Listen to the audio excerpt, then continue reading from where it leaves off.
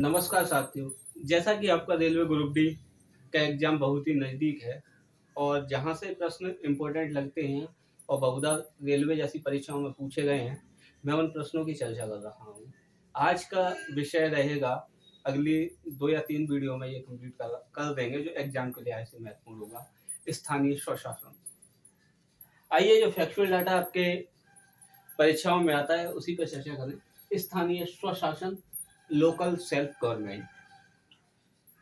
ये वर्ड आया कहाँ से? तो वर्ष 1882 में लॉर्ड रिपन जो थे उन्होंने एक प्रस्ताव रखा था और उसी प्रस्ताव को हम स्थानीय स्वशासन का मैग्ना कार्टा कहा जाता है। कहते हैं, प्रश्न पूछा जाए कि स्थानीय स्वशासन का मैग्ना कार्टा किस ने दिया? तो लॉर्ड रिपन। क्लियर है? एक प्रश्न आपका ये पूछा जाता है, स्थानीय स्वशासन का जनक कौन है? स्थानीय स्वशासन का जनक लॉर्ड रिपन को कहा जाता है। प्रश्न आपसे पूछा जाए, स्थानीय स्वशासन किस सूची का विषय है? तो ये राज्य सूची का विषय रहेगा। प्रश्न आपसे ये भी पूछा जाता है कि राज्य द्वारा ग्राम पंचायतों के गठन के लिए कहाँ उल्लेख किया गया है? तो अनुच्छेद 40 में इस बात का गठन है। अब थोड़ा विस्तार से इस बारे में जानें। पंडित नेहरू की सरकार 2 कार्यक्रम लेके आती है। 1952 में सामुदायिक विकास कार्यक्रम और 1953 में राष्ट्रीय सविस्तार योजना। इन कार्यक्रमों की सफलता की जांच हेतु कौन कौन से? सामुदायिक विकास कार्यक्रम 1952 और राष्ट्रीय सविस्तार योजना 1953 जो बड़े स्तर पर चलाए गए थे, समाज सुधार के लिए चलाए गए थे। इन कार्यक्रमों की जांच की सफलता हेतु केंद्र सरकार, तत्कालीन केंद्र सरकार, पंडित जवाहरलाल नेहरू प्रधानमंत्री, एक समिति का गठन करते हैं, बलवंत राय मेहता समिति, जिसका कार्य था कि वर्ष 1952 तथा वर्ष 1953 में सामुदायिक विकास कार्यक्रम तथा राष्ट्रीय सविस्तार योजनाओं की जांच करना। बलवंत राय मेहता समिति का गठन जनवरी 1957 में किया जाता है। नवंबर 1957 में बलवंत राय मेहता समिति अपनी रिपोर्ट पेश करती है। इस रिपोर्ट में बलवंत राय मेहता समिति कहती है कि अगर हमें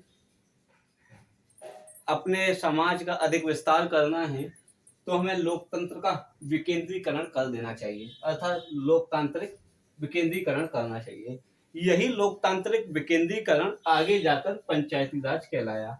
इसने कई सुझाव दिए थे, जो महत्वपूर्ण सुझाव थे लोकतांत्रिक विकेंद्रीकरण के। बलवंत राय मेहता समिति ने 3 कहा कि ग्राम पंचायतों को 3 स्तर पर रखा जाए। कैसे? लोकतंत्र का कैसे विकेंद्रीकरण? कि गांव में तो ग्राम पंचायत बनाई जाए जिसका मुखिया का चुनाव प्रत्यक्ष रूप से कराया जाए। ब्लॉक में पंचायत समिति का गठन किया जाए जिसका चुनाव अप्रत्यक्ष रूप से कराया जाए, तथा जिला स्तर पर जिला परिषद का गठन किया जाए जिसका भी चुनाव अप्रत्यक्ष रूप से कराया जाए, तथा जिला परिषद का मुखिया जिला अधिकारी नियुक्त करे। ये सुझाव थे। इन सुझाव को राष्ट्रीय विकास परिषद नेशनल डेवलपमेंट काउंसिल योजना आयोग के साथ काम कर रही थी। वर्तमान में नीति आयोग के साथ, जैसे योजना आयोग को समाप्त करके नीति आयोग बनाया गया है, वैसे ही राष्ट्रीय विकास परिषद को भी समाप्त करके एक दूसरी संस्था बनाई गई है। क्लियर है? राष्ट्रीय विकास परिषद ने जनवरी 1958 में इस बलवंत राय मेहता समिति की सिफारिश को स्वीकार किया। तो मेहता समिति ने जो सुझाव दिए उसके आधार पर देखो कई प्रश्न यहाँ पूछे जाएंगे। सबसे पहला प्रश्न ले लेते हैं कि लोकतांत्रिक विकेंद्रीकरण का जनक किसे कहा जाता है? तो भारत में लोकतांत्रिक विकेंद्रीकरण का जनक बलवंत राय मेहता को कहा जाएगा।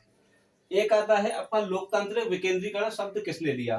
तो लोकतांत्रिक विकेंद्रीकरण जो शब्द था वो दरअसल बलवंत राय मेहता साहब ने ही दिया था। क्लियर है?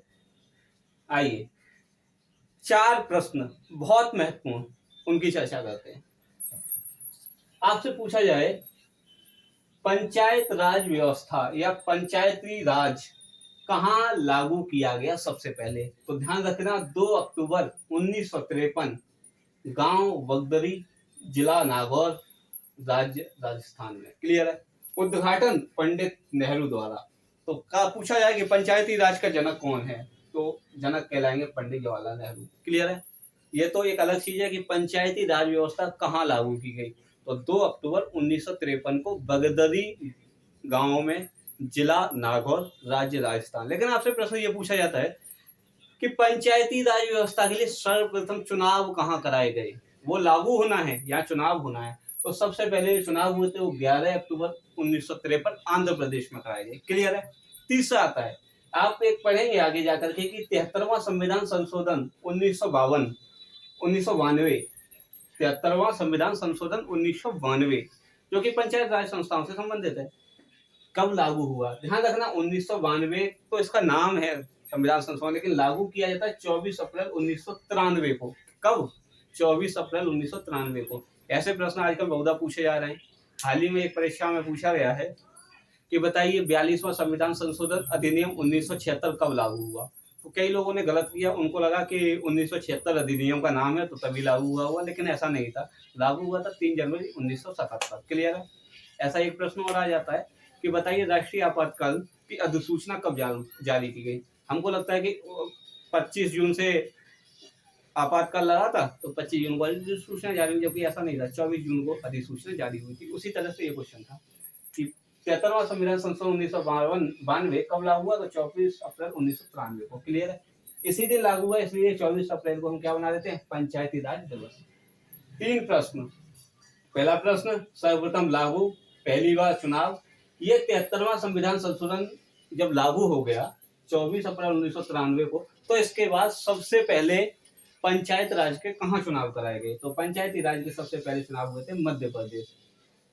समझना, 3 क्वेश्चन पंचायती राज के, तीनों में पहली बार शब्द का यूज हुआ, लेकिन तीनों के आंसर अलग अलग, क्योंकि तीनों की भाषाएं अलग अलग थी। क्लियर है।